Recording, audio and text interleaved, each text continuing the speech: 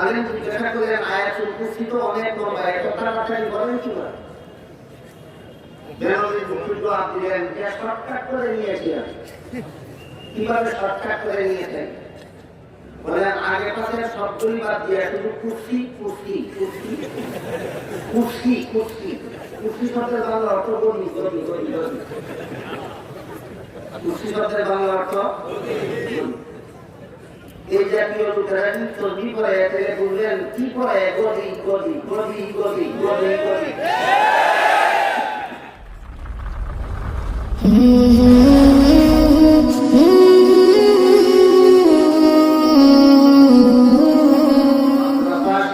শিক্ষিত আলেমগণের কর্মজীবনের দায়িত্ব হল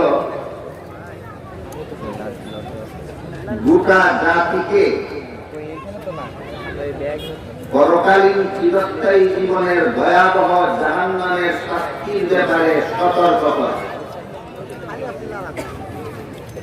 জাহান্নামের শাস্তির ব্যাপারে সতর্কতা। এই সতর্কীকরণ সমস্ত নবী রাসূলগণের দায়িত্ব ছিল। দায়িত্বটাকে আরো সংক্ষেপে সহজে বলা যায়, জাহান্নাম থেকে বাঁচার পথ প্রদর্শন করা। হযরত আদম আলাইহিস সালাম থেকে নিয়ে মুহাম্মদুর রাসূলুল্লাহ সাল্লাল্লাহু আলাইহি ওয়াসাল্লাম পর্যন্ত সমস্ত নবী রাসূলগণের একই দায়িত্ব ছিল। কি দায়িত্ব? গোটা মানব জাতিকে জাহান্নাম থেকে বাঁচার করতে হবে। গোটা মানব জাতিকে জাহান্নাম থেকে বাঁচার করতে হবে। কিন্তু আমাদের নবী মুহাম্মদুর রাসূলুল্লাহ সাল্লাল্লাহু আলাইহি ওয়াসাল্লাম শেষ নবী হওয়ার কারণে কিয়ামত পর্যন্ত আল্লাহ আর কাউকে নবী বানাবেন না। একজন পুরাতন নবী কিয়ামতের পূর্ব মুহূর্তে পৃথিবীতে আসবেন, সেটা ভিন্ন এক কারণ, এক বিশেষ কারণবশত। কিন্তু নতুন ভাবে আল্লাহ আর কাউকে নবী বানাবেন না। তাই লক্ষাধিক নবী রাসূলগণ দুনিয়াবাসী মানুষকে জাহান্নাম থেকে বাঁচার পথ দেখাবার যে গুরু দায়িত্ব পালন করে গিয়েছেন, শেষ নবীর পরে সেই গুরু দায়িত্ব পালনের দায়িত্বটা কার? হাদিস শরীফে রাসূল করিম সাল্লাল্লাহু আলাইহি ওয়াসাল্লাম বলেন, ইন্নাল উলামা ওয়ারাসাতুল আমবিয়া। আলেমগণ নবীগণের উত্তরাধিকারী। নবীগণের যেই দায়িত্ব ছিল আলেমগণের সেই দায়িত্ব। নবীগণের যেই দায়িত্ব ছিল আলেমগণের সেই দায়িত্ব। এই জন্য নবীগণের প্রতি শ্রদ্ধাশীল থাকার যে উপকারিতা, নবীর অবর্তমানে আলেমগণের প্রতি শ্রদ্ধাশীল থাকার সেই একই উপকারিতা। নবীগণের সাথে বেয়াদবি করার যে পরিণতি, নবীগণকে তিরস্কার নিন্দাবাদ করার যে ভয়াবহ পরিণতি, আলেমগণের সাথে তিরস্কার নিন্দাবাদ করার, আলেমগণের সাথে বেয়াদবি করার সেই একই পরিণতি। এর বিস্তারিত বিবরণ, দলিল প্রমাণ এবং উদাহরণ সহ আমার খুবই ইচ্ছা হয় আপনাদেরকে বলার, কিন্তু আমি দুঃখিত, আমার সময় সীমিত। অতি সীমিত সময়ে আমি আমার বক্তব্য শেষ করতে, এজন্য আমরা সংক্ষেপে শুধু এতটুকু মনে রাখি, যেহেতু নবীগণের যেই দায়িত্ব ছিল আলেমগণের সেই একই দায়িত্ব। আজ থেকে আমরা সকলে এই মহামূল্যবান কথাটা স্মরণ রাখার চেষ্টা করি যে নবীগণের যেই দায়িত্ব ছিল আলেমগণের সেই দায়িত্ব। দায়িত্বটা কি? গোটা মানব জাতিকে জাহান্নাম থেকে বাঁচার পথ দেখাও। দায়িত্বটা কি? মানব জাতিকে জাহান্নাম থেকে বাঁচার পথ দেখাও। সমস্ত নবীগণের এই দায়িত্ব ছিল সমস্ত আলেমগণের। পদ এবং পদবিতে ব্যবধান। নবীগণের পদ কোনো আলেমগণ পাবেন না, কিন্তু নবীগণের দায়িত্ব পালন করে যেতেন। এই জন্য আলেমগণকে হাদিস শরীফে রাসূল নবীগণের উত্তরাধিকারী বলেছেন। যেহেতু নবীগণের যেই কাজ আলেমগণের সেই কাজ, তাই নবীর প্রতি শ্রদ্ধাশীল হওয়ার যে সুফল, আলেমদের প্রতি শ্রদ্ধাশীল হওয়ার সেই সুফল। নবীকে তিরস্কার করার যেই কুফল, আলেমকে তিরস্কার করার একই কুফল। কি সুফল আর কি কুফল? হযরত মুসা আলাইহিস সালাম কুলের শিশু থাকাকালীন ফেরাউন তিরস্কার করেছিল। ফেরাউনের বিবি আসিয়া শ্রদ্ধাশীল, মিশরের বাদশা ছিল ফেরাউন। কুলের শিশু মুসা আলাইহিস সালাম নবী হওয়ার আরো 40 বছর বাকি। কথা বুঝে থাকলে বলুন তো, মুসা আলাইহিস সালাম কুলের শিশু থাকাকালীন নবী ছিলেন না 40 বছর পর? নবী হওয়ার আরো 40 বছর বাকি, সবে মাত্র কুলের শিশু। তখনই ফেরাউন তিরস্কার করেছিল, আর বিবি আসিয়া শ্রদ্ধা করেছিল, সম্মান প্রদর্শন করেছিল। ফেরাউনের তিরস্কারের কুফল মরণ পর্যন্ত ঈমান নসিব হয়নি। বিবি আসিয়ার শিশু মুসার প্রতি শ্রদ্ধাশীল হওয়ার কুফল মরণকালে জান্নাতের ঠিকানা দেখে দেখে হাঁটতে হাঁটতে মরণ যায়। নবীগণের বেলায় যেই কথা, আলেমগণের বেলায় এই কথা। আলেমদের প্রতি যারা শ্রদ্ধাশীল হবে, বিবি আসিয়ার মতো মরণকালে ইমানের সাথে মরণ হবে। আলেমদের প্রতি যারা তিরস্কারকারী হবে, মরণকালে ফেরাউনের মতো বেঈমান অবস্থায় মরণ হবে। তাই আল্লাহ পাক রব্বুল আলামিন পবিত্র কোরআনে আলেমগণের দায় দায়িত্ব সম্পর্কে চিহ্নিত করে দিয়ে সুস্পষ্ট ভাষায় বলেন, ওয়াল ইউনজিরু কওমাহুম। মাদ্রাসা পড়ুয়া আলেমগণের কর্মজীবনের একমাত্র দায়িত্ব গোটা জাতিকে জাহান্নাম থেকে বাঁচাও। দুনিয়ার জীবনে কি অপরাধ করলে পরকালের জীবনে জাহান্নামে যেতে হবে, সেই ব্যাপারে তাদেরকে সতর্ক করো। এটাই নবীগণের দায়িত্ব ছিল, এটাই আলেমগণের দায়িত্ব। কিন্তু দুঃখের বিষয়, নবীগণের কপালে যা ছিল আলেমগণের কপালে ওটাই। নবীগণের কপালে কি ছিল? হাদিস শরীফে রাসূল করিম সাল্লাল্লাহু আলাইহি ওয়াসাল্লাম বলেন, আসাদুন নাসি বালাআনিল আমবিয়া সুম্মাল আমসাল ফাল আমসাল। দুনিয়াতে সবচেয়ে বেশি বৈরী পরিবেশ, প্রতিকূল পরিস্থিতি, বিপদ আপদের সম্মুখীন হয়েছেন নবী রাসূলগণ। দুনিয়ার জীবনের সবচেয়ে বেশি বিপদ আপদের সম্মুখীন হয়েছিলেন নবী রাসূলগণ। আমাদের নবী বলেন, নবীগণের কপালে যা ছিল আলেমদের কপালে ওটাই। কিভাবে? রাসূল বলেন, সুম্মাল আমসাল ফাল আমসাল। পরবর্তীতে নবীগণের কাজ যে যত বেশি করবে, সে তত বিপদ আপদের সম্মুখীন হবে। নবীগণের যেই দায়িত্ব ছিল আলেমগণের সেই দায়িত্ব। নবীগণের প্রতি শ্রদ্ধাশীল হলে যেই সুফল, আলেমদের প্রতি শ্রদ্ধাশীল হলে সেই সুফল। নবীগণকে তিরস্কার করলে যেই কুফল, আলেমগণকে তিরস্কার করলে সেই কুফল। নবীগণের কপালে যা ছিল আলেমগণের কপালে তাই আছে। সুম্মাল আমসাল ফাল আমসাল। কাজেই আমাদের বর্তমান সমাজেও দেখা যায় মানব জাতিকে, সমাজের মানুষকে জাহান্নাম থেকে বাঁচার পথ প্রদর্শনের জন্য আলেমগণ যা করেন, যা বলেন, আলেমগণের সেই দায়িত্ব পালনের বেলায় সমাজের মানুষকে 3 ভাগে বিভক্ত হতে দেখা যায়। আলেমগণ যখন সমাজে আল্লাহ প্রদত্ত সেই নবীগণের দায়িত্ব পালন করতে যান, জাহান্নাম থেকে বাঁচার পথ প্রদর্শন যখন আলেমগণ সমাজের মানুষকে করতে যান, তখন দেখা যায় সমাজের মানুষ 3 ভাগে বিভক্ত হয়ে ভূমিকা পালন করে।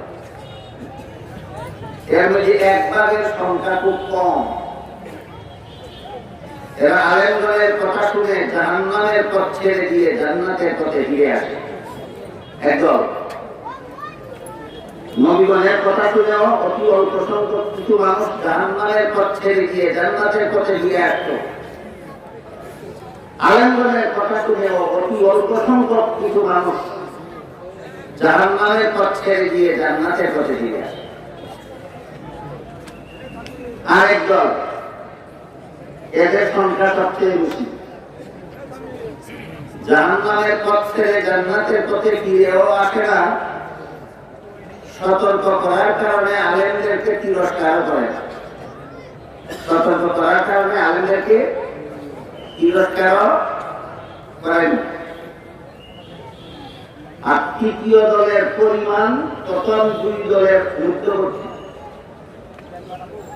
3য় দল হলো আলেমগণের কথায় জাহান্নামের পথ ছেড়ে ফিরে তো আসেই না, আলেমগণ কেন কুরআনের কথা বলেন, হাদিসের কথা বলেন, আলেমগণ কেন আল্লাহর কথা বলেন, রাসূলের কথা বলেন, আলেমগণ কেন হালাল হারামের কথা বলেন, জায়েজ নাজায়েজের কথা বলেন। এই জন্য আলেমদের বিরুদ্ধে নানা রকম তিরস্কার, কুৎসারটনা, নিন্দাবাদ, অপবাদে লিপ্ত হয় না। এই 3 দল মানুষ নবীগণের বেলায় আছে। নবীগণের বেলায় সমাজের মানুষ কত ভাগে বিভক্ত হয়েছিল? 3 ভাগে। অতি অল্প সংখ্যক কিছু মানুষ নবীগণের কথায় আল্লাহর পথে ফিরে আসত। বর্তমানেও আলেমগণের কথায় সমাজের অতি অল্প সংখ্যক কিছু মানুষ জাহান্নামের পথ ছেড়ে গিয়ে আল্লাহর পথে ফিরে আসে। এদের ফলাফল, অতীতে যে সমস্ত অপরাধ করেছিল আল্লাহর পক্ষ থেকে সেগুলি ক্ষমার ঘোষণা হয়ে যায়। 2য় দল সুপথে ফিরে আসে না, কিন্তু আলেমরা সুপথে আসার দাওয়াত দেওয়ার কারণে আলেমগণের নিন্দাবাদ করেন। যেমন বর্তমান সমাজে সুদের কারবারে জড়িত নয় এমন মানুষের সংখ্যা খুব কমে আছে। সরকার হোক আর পাবলিক হোক, সুদের কারবারে জড়িত। আল্লাহ পাক রব্বুল আলামিন পবিত্র কোরআনের সূরাতুল বাকারার 275 নম্বর আয়াতে বলেন, আহাল্লাল্লাহুল বাইআ ওয়া হাররামার রিবা। আজকের পত্রিকায় দেখলাম প্রস্তাবনা আসতেছে, আলেমগণ ওয়াজ করলে কুরআন হাদিসের কথা বলতে হবে এবং রেফারেন্স দিয়ে বলতে হবে। উপায় থাকবে না, কুরআন হাদিসের রেফারেন্স দিয়ে কথা বললে উপায় থাকে না। সামান্য একটু রেফারেন্স দিলাম। সূরাতুল বাকারার 275 নম্বর আয়াতে আল্লাহ বলেন, ব্যবসা হালাল সুদ হারাম। ব্যবসা হালাল সুদ হারাম। আয়াত 1 আয়াতের শেষের অংশে আল্লাহ বলেন, রেফারেন্স সূরাতুল বাকারার 275 নম্বর আয়াতের শেষের অংশে আল্লাহ বলেন, ওমান আদা, সুদের কারবারকে হারাম ঘোষণা করার পর যদি কেউ এটাকে বৈধ প্রমাণের চেষ্টায় লেগে যায়, সুদের কারবারকে যদি বৈধ প্রমাণ করার অপচেষ্টায় বেঁচে উঠে, ফাউলাইকা আসহাবুন নারি হুম ফিহা খালিদুন, এরা বলে চিরস্থায়ী জাহান্নামী। এই জন্য বলেছিলাম রেফারেন্স দিয়ে কথা বললে উপায় নাই। রেফারেন্স দিয়ে কথা বললে পুলিশটা যখন পিটুনি শুরু করবে তখন পিঠে ধরার মতো লোক পাওয়া যাবে না। সূরাতুল বাকারার 275 নম্বর আয়াতের শেষের অংশে আল্লাহ কি বলেছেন? সুদের কারবারকে যারা বৈধ প্রমাণের চেষ্টা করে কতদিনের জাহান্নামী। তোমার হজ কোন কাজে লাগে? তোমার নামাজ কোন কাজে লাগে? তোমার যাকাত কোন কাজে লাগে? তোমার সমাজ সেবা কোন কাজে লাগে? তুমি তো চিরস্থায়ী জাহান্নামী। রেফারেন্স দিয়ে কথা বললে উপায় না। তবে হ্যাঁ, সব বক্তাই কোরআন হাদিসের কথা বলে না। অনেক বক্তা এমনও বুঝিয়েছে যারা আজে বাজে কথা বলে। অবশ্যই এদের মুখে লাগাম লাগানো দরকার। যে সমস্ত বক্তারা ওয়াজের নামে আজে বাজে কথা বলে এদের মুখে অবশ্যই লাগাম লাগানো। আর যারা কোরআন হাদিসের কথাই বলে তাদের কাছে রেফারেন্স টানতে যাবেন না। রেফারেন্স টানতে গেলে উপায় থাকবে না। আমি বলতেছিলাম সূরাতুল বাকারার 275 নম্বর আয়াতে আল্লাহ পরিষ্কার ভাষায় সুদের কারবারকে হারাম বলে ঘোষণা দিয়েছে। আমাদের এই কথা শুনে অতি অল্প সংখ্যক মুসলমান সুদের কারবার ছেড়ে দিয়েছে। বেশিরভাগ মুসলমান সুদের কারবার ছেড়ে দিয়েছে না অতি অল্প সংখ্যক। এদের ব্যাপারে আল্লাহ বলেন ফামান জাআহু মাউইযাতুন মির রাব্বিহি ফান্তাহা ফালাহু মা সালাফ। আল্লাহর উপদেশ প্রাপ্ত হওয়ার পরে যারা এই গর্হিত কাজ ছেড়ে দিল আল্লাহ তাদের অতীতের গুনাহ মাফ করে দিয়েছে। নবীগণের বেলায় সমাজের মানুষ 3 ভাগে বিভক্ত হতো। আলেমগণের বেলায় সমাজের মানুষ 3 ভাগে বিভক্ত হয়। প্রথম ভাগ নবীগণের কথায় আলেমগণের কথায় পাপের পথ ছেড়ে দিয়ে আল্লাহর পথে ফিরে আসে। এদের ফলাফল অতীতের গুনাহ মাফ। এদের ফলাফল কি? অতীতের গুনাহ মাফ।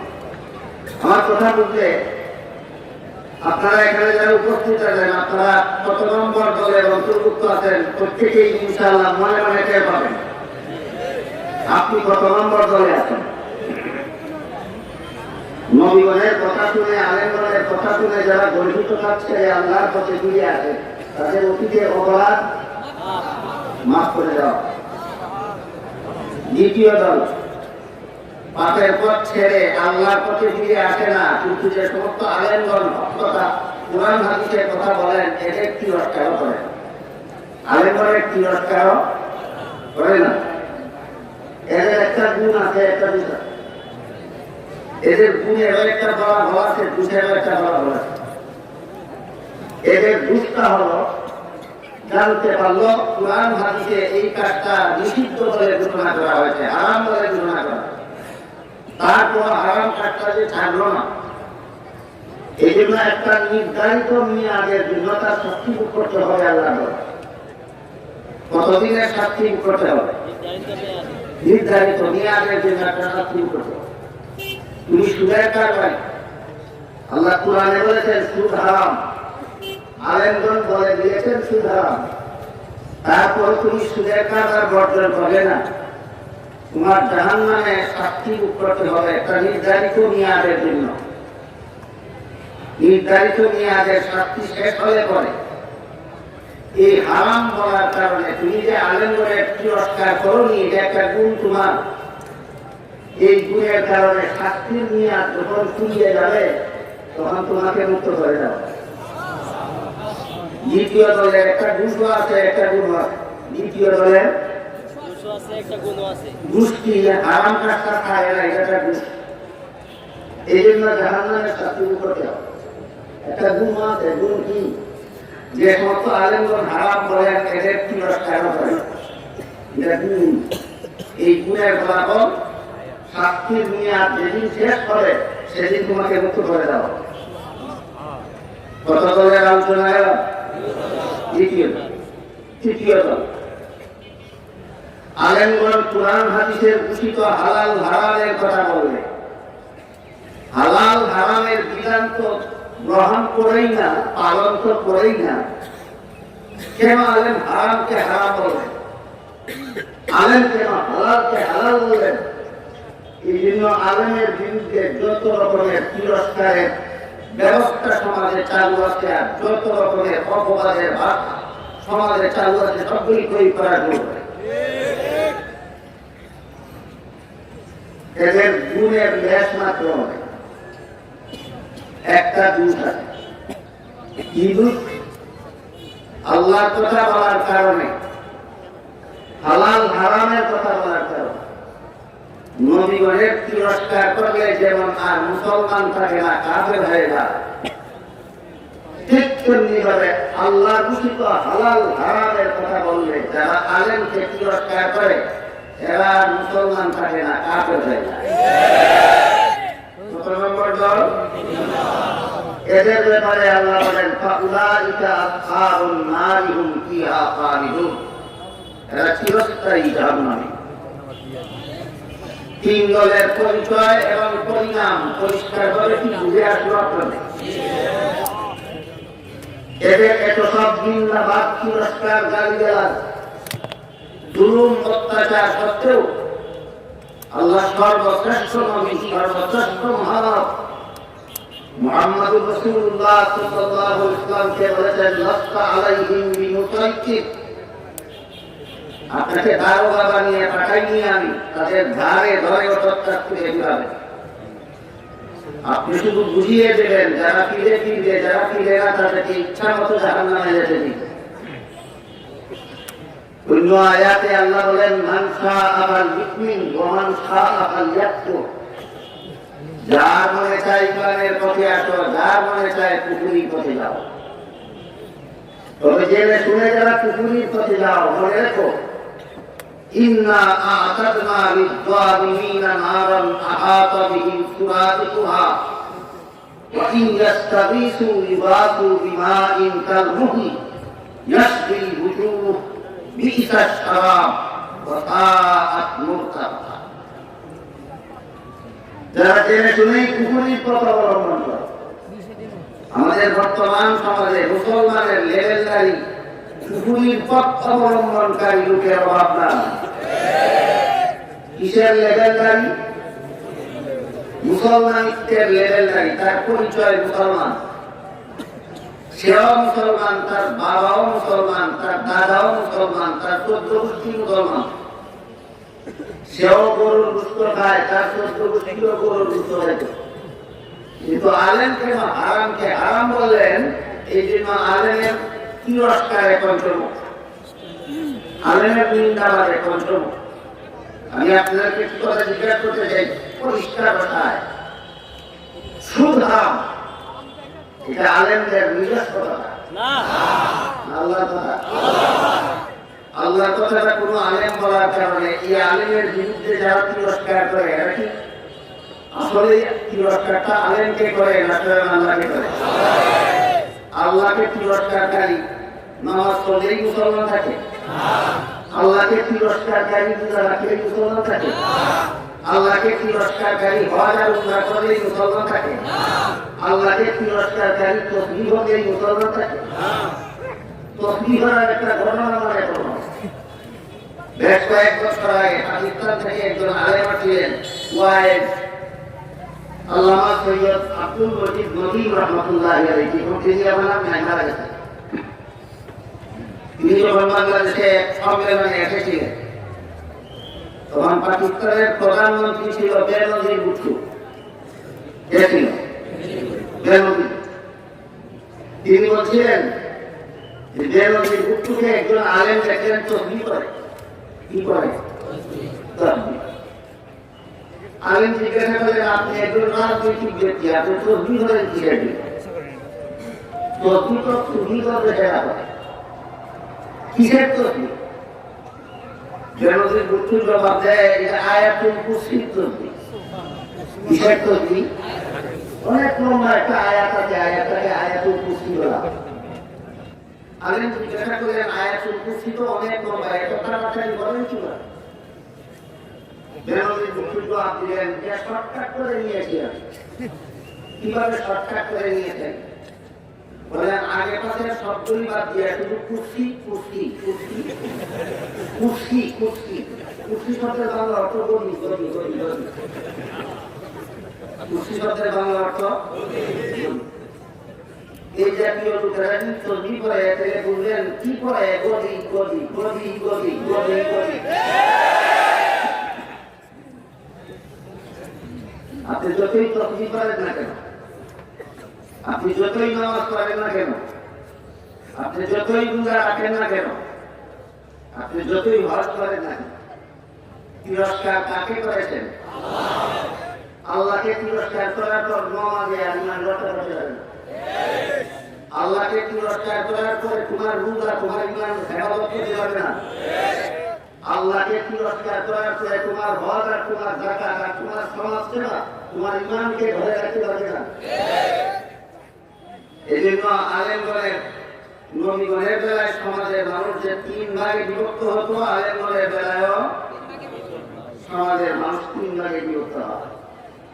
প্রথম দলের পরিচয় এবং পরিণাম, দ্বিতীয় দলের পরিচয় এবং পরিণাম, তৃতীয় দলের পরিচয় এবং পরিণাম আপনাদের সামনে তুলে রয়েছে। বুঝে আসছে? 3 দলের পরিচয় মনে থাকে, 3 দলের পরিণামও মনে থাকে। একমাত্র পথ আলেমগণ কোরআন হাদিসের কথা বলার কারণে যারা আলেমকে নিন্দাবাদ করেছেন, তিরস্কার করেছেন, বকাঝকা করেছেন, গালিগালাজ করেছেন, চিরস্থায়ী জাহান্নাম থেকে নাজাত পেতে হলে একমাত্র পথ মরণের আগে আগে আল্লাহর কাছে তওবা করুন, আলিম সমাজের কাছে ক্ষমা প্রার্থনা করুন। দুনিয়াতে করে তিরস্কার, আখিরাতে দিলে আলেমগণের বিরুদ্ধে অভিযোগ। আল্লাহ বলেন কোরআনের হালাল হারামের কথা বলার কারণে দুনিয়ার জীবনে আলেমগণকে তিরস্কার করে। হাসরের মাঠে আল্লাহর কাছে আলেমগণের বিরুদ্ধে পাল্টা বিচার দায়ের করে। এমনটা নবীগণের বেলায় ছিল। আমি আগে বলেছি নবীগণের বেলায় যেই কথা, আলেমগণের বেলায় সেই কথা। নবীগণের বিভিন্ন নবীগণের বেলায় হাসরের মাঠে তৃতীয় দল মনে আছে যারা হালাল হারামের বিধান মানে না তো মানেই না। আলেমগণ যারা হালাল হারাম বলেন এই জন্য আলেমগণকে তিরস্কার করে। এই তৃতীয় দলটা হাসরের মাঠে দুনিয়াতে নবীগণকে তিরস্কার করেছে, হাসরের মাঠে নবীগণের বিরুদ্ধে পাল্টা আল্লাহর কাছে বিচার দায়ের করে। এর মধ্যে একজন নবীর ঘটনা আজকে শোনাচ্ছি কয়েক মিনিটে, আর কয়েক মিনিট পরে আমার নির্ধারিত সময় শেষ হয়ে যাবে। সহিহ বুখারী শরীফের 3য় খণ্ডের কিতাবুত তাফসীর, তাফসীরুল কুরআন অধ্যায়ের লেখা হযরত নূহ আলাইহিস সালাম তার জাতিকে মূর্তি পূজার অসারতা সম্পর্কে বুঝিয়েছেন। আল্লাহ কোরআনে বলেন ইন্নাকুম ওয়া মা তা'বুদুনা মিন দুনিল্লাহি হাসাবু জাহান্নাম। তোমরা যারা মূর্তি পূজা করো, এই পূজনীয় মূর্তি এবং পূজারী উভয়কে আল্লাহ জাহান্নামের জ্বালানি কাঠ করে বানায়। নূহ আলাইহিস সালাম 9.5 বছর পর্যন্ত জাতিকে মূর্তি পূজার অসারতা এবং এক আল্লাহর ইবাদতের গুরুত্ব বুঝিয়েছিলেন। তারা তিরস্কার করত, নবীকে নিন্দাবাদ করত।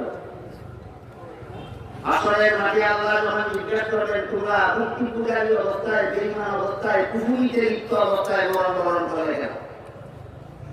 তারা আল্লাহর কাছে জবাব দিবে মা আতানা মিন নাবী। মূর্তি পূজা করতে করতে মরলে যে চিরকালের জন্য জাহান্নামে যেতে হবে এমন কথা বুঝাবার মতো কোনো নবী রাসূল আমাদের কাছে দুনিয়াতে যাননি। সত্য বলবো না মিথ্যা বলবো? কোন নবী গিয়েছিলেন? নূহ। দুনিয়াতে করে তিরস্কার, আখিরাতে দিব পাল্টা বিচার। দুনিয়াতে করে তিরস্কার আর আখিরাতে দিবে পাল্টা বিচার।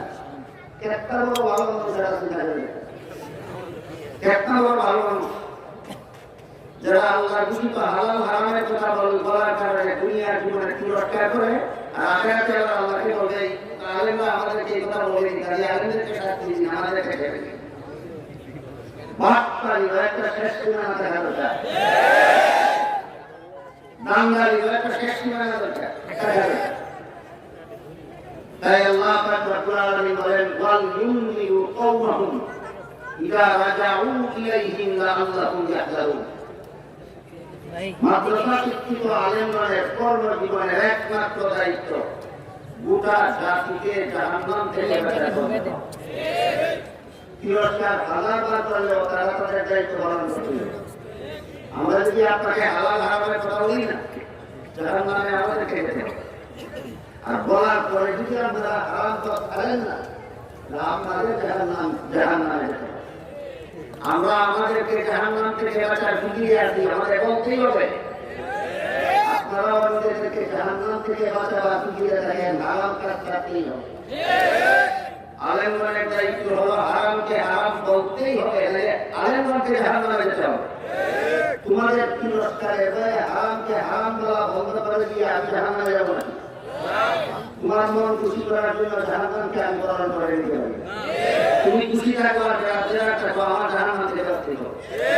হারামকে আমার হারাম বলতেই হবে যদি আমার জাহান্নাম থেকে বাঁচতে হয়। আর সমাজের মানুষ হারামকে হারাম জেনে ছাড়তেই হবে যদি জাহান্নাম থেকে বাঁচতে হয়। আল্লাহ আমাদেরকেও জাহান্নাম থেকে বাঁচার, আপনাদেরকেও জাহান্নাম থেকে বাঁচার সৌভাগ্য দান করুন। সবাই বলুন আমিন। সুবহান রাব্বিকা রাব্বিল ইজ্জাতি আম্মা ইয়াসিফুন ওয়া সালামুন আলাল মুরসালিন ওয়ালহামদুলিল্লাহি রাব্বিল আলামিন।